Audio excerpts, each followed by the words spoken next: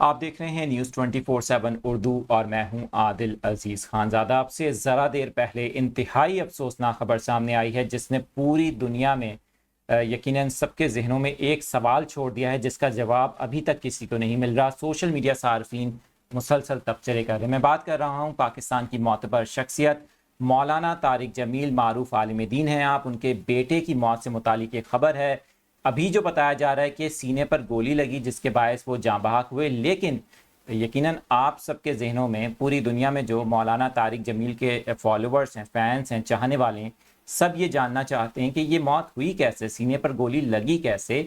اور اس حوالے سے جو اب ذرائع نے ہمیں ایک بہت اہم بات بتائی ہے، ظاہر ہے کہ اٹس ویری ارلی ٹو سے اباؤٹ دس انسیڈنٹ۔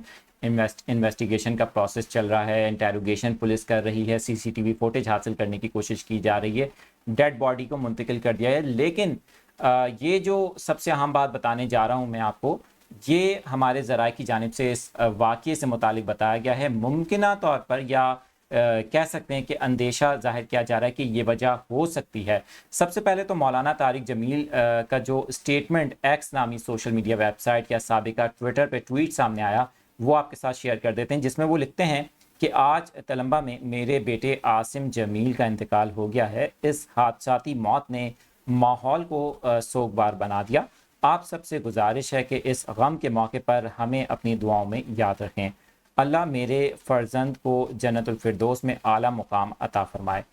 یہ جو ٹویٹ سامنے آئی، اس کے بعد صورتحال مزید چینج ہو گئی۔ کیونکہ اس کے اندر انہوں نے نہ گولی کا ذکر کیا ہے، نہ قتل کا ذکر کیا ہے، مگر آن دی ادر ہینڈ پولیس یہ بتا رہی ہے کہ مولانا طارق جمیل کے صاحبزادے کے سینے پر گولی لگی جس کے باعث ان کی یہ موت واقع ہوئی ہے۔ اب آ جاتے ہیں کہ وجہ کیا ہے۔